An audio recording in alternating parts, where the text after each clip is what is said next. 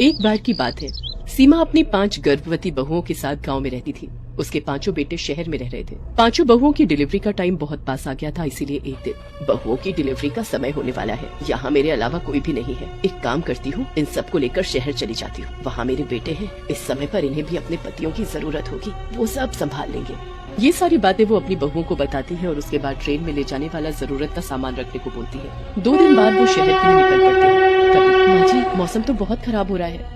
कोई बात नहीं बड़ी बहू, एक बार ट्रेन में बैठ जाए तो सब ठीक रहेगा। वैसे भी ये तो बारिश का ही मौसम है।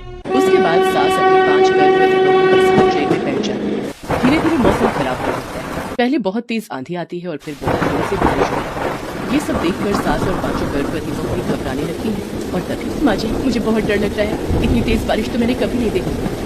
हाँ माँ जी, मुझे भी बहुत डर लग रहा है। सास को भी घबराहट हो रही, पर वो 5 को हिम्मत देते हुए बोलती है, तुम 5 घबराओ मत, सब ठीक होगा। कुछ देर में बारिश बंद हो जाएगी। उन्हीं के पास 2 और औरतें बैठी, वो भी शहर जा रही। उनमें से एक औरत बोलती, बेटी घबराओ मत, बारिश रुक जाएगी, सब ठीक हो जाएगी। थोड़ी ही देर में रात हो जाती है और बारिश बहुत तेज होने लगती है। धीरे धीरे बारिश बाढ़ का रूप लेने लगती है और देखते ही देखते पानी ट्रेन के दरवाजे तक पहुंच जाता है। ये सब देखकर माँ जी, मुझे बहुत डर लग रहा है। हम ठीक से शहर पहुंच जाएंगे ना? हमारे बच्चों को तो कुछ नहीं होगा ना माँ जी? ऐसा कहते कहते वो बेहोश हो जाती है। ये सब देखकर चारों बहुएं और सास डर जाती है। उन्हें लगता है कि 5वीं बहू को कुछ हो गया। तभी सामने बैठी औरत पानी लेकर उसके ऊपर छिड़कती है और कहती है, लगता है डर के कारण ये बेहोश हो गई। वहीं बैठी दूसरी औरत वहाँ से दूसरे डिब्बे में चली जाती है। इतने में पानी ट्रेन के दरवाजे से धीरे धीरे ट्रेन की सीटों तक आ जाता है। ये सब देखकर, हे भगवान, अब तू ही कुछ कर, मेरी बहू और उनके बच्चों की रक्षा कर।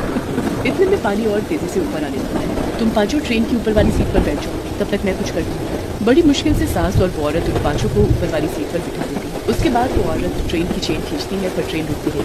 ये क्या, ट्रेन रुकी क्यों नहीं? तभी ट्रेन रुक जाती है और औरत सास से बोलती है, ट्रेन रुक गई है, ये बहुत बड़ा स्टेशन है, यहाँ कोई ना कोई मदद मिल जाए। हम कैसे भी करके 5 को बाहर निकाल दें। हम बाहर कैसे निकल सकते हैं? पूरी ट्रेन में तो पानी भरा है। माँ जी, अगर हिम्मत से काम लेंगे तो सब सही हो जाएगा। और देखिए सामने कमरे भी हैं, हमें 5 को वहीं ले जाना होगा। इतने में सबसे बड़ी और दूसरी बहू दर्द से चिल्लाने लगती है। उनका समय हो चुका होता है। हे भगवान, क्या करूं? मेरी बहुओं की रक्षा कर। ये समय ये सब सोचने का नहीं है, इन दोनों को लेकर चलिए। दोनों बहुएं दर्द में रोते हुए पानी को जैसे तैसे पार करके ट्रेन से बाहर निकलती है। सास और वो औरत दोनों को वहाँ एक कमरे में ले जाती है और बाहर रखी टेबल पर दोनों को लिटा देती है। इधर तीनों छोटी बहुएं ट्रेन में रो रही होती है, क्योंकि बारिश का पानी बहुत तेजी से बढ़ रहा होता है। उधर सास उस औरत से कहती है, हम इन दोनों को तो यहाँ ले आए हैं, पर इनका बच्चा कैसे होगा? हम दोनों को ही सब करना होगा। पहले जब डॉक्टर नहीं होते थे तब भी तो बच्चे होते थे, अभी इन्हें और देर, अभी बच्चा होने में थोड़ा समय लगेगा। तब तक हम दोनों उन तीनों को भी यहाँ ले आते हैं। उसके बाद दोनों बहुत मुश्किल से फिर से ट्रेन में घुसती हैं। तीनों बहुएं रो रही होती हैं। तुम तीनों को भी हिम्मत करके ट्रेन से बाहर निकलना होगा, रोने से कुछ नहीं होगा, हिम्मत करो। माँ जी, मुझे बहुत डर लग रहा है, मैं कहीं नहीं जाऊंगी। ये सब सुनकर चौथी और 5वीं बहू भी यही कहने लगती है। तभी वो औरत बोलती है, तुम तीनों अब सिर्फ एक औरत नहीं हो, तुम तीनों अब माँ बनने जा रही हो। माँ में बहुत शक्ति होती है, वो अपने बच्चों के लिए कुछ भी कर सकती है, तो ये बाढ़ क्या है? चलो हिम्मत करो और नीचे उतरो। तीनों उस औरत की बातें सुनकर थोड़ा हिम्मत करती है और सीट से उतरकर ट्रेन से बाहर आने लगती है। चौथी और 5वीं बहू जैसे तैसे ट्रेन से बाहर निकल जाती है। औरत उन दोनों को दूसरे कमरे के मेज पर लिटा देती है, पर तीसरी बहू को तैरना नहीं आता था और वो पानी में डूबने लगती है। तभी सास उसे अपना सहारा देकर बड़ी मुश्किल से ट्रेन से बाहर निकालती है और वहीं पड़े एक मेज पर लिटा देती है। तभी बड़ी बहू और दूसरी बहू के चिल्लाने की आवाज आती है। दोनों भागकर जाती है और थोड़ा और जोर लगाओ, बच्चा लगभग बाहर आ ही चुका है। दोनों बहुएं दर्द से चिल्ला रही होती हैं और थोड़ी ही देर में दोनों बहुएं बेटे को जन्म देती हैं। माँ जी मुबारक हो, दोनों को बेटा हुआ है, आप दादी बन गई। मैं दादी बन गई।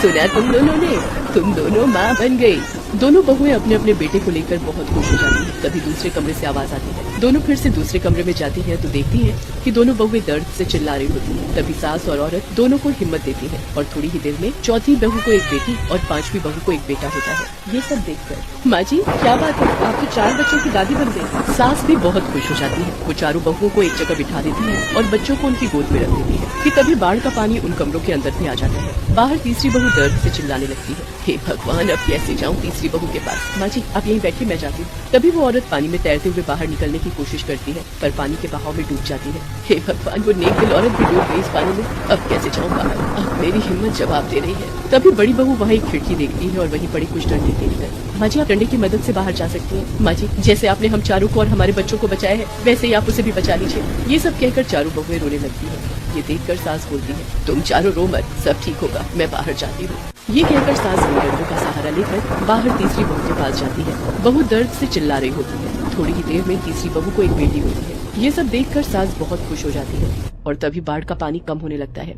सास तीसरी बहू को उन चारों के पास ले जाती है और इसे कहते हैं, जाको राखे साइयां मार सके न कोई। इन पांचों को यहाँ आना था, इसलिए इतनी मुश्किलों के बाद भी आ गए। ये सब सुनकर पांचों बहुएं बहुत खुश हो जाती हैं और अपने अपने बच्चों को प्यार करने लगती हैं। तभी उनकी सास बेहोश हो जाती है। पांचों उन्हें उठाती हैं और एक टेबल पर लिटा देती हैं और उनके मुंह पर पानी छिड़कती हैं। थोड़ी देर बाद सास को होश आ जाता है और माँ जी आप ठीक है ना? माँ जी आज आपने जो किया है हम उसे कभी नहीं भूल सकते। माँ जी भले ही इन्हें हमने जन्म दिया है पर इनकी रक्षा आपने की है। हाँ माँ जी हम तो हिम्मत हार ही चुके थे। माँ जी आपका बहुत बहुत धन्यवाद। उसके बाद पांचों बहुएं सास को गले लगा लेती हैं और थोड़ी ही देर में पानी भी कम होने लगता है और सास बोलती है, मैं इनकी रक्षक नहीं हूँ, ये अपनी किस्मत से बचे हैं। देखो पानी कम होने लगा है। थोड़ी देर इंतजार करने के बाद सास अपनी पांचों बहुओं और अपने पोते पोतियों के साथ अपने बेटों के पास जाने के लिए निकल पड़ती है।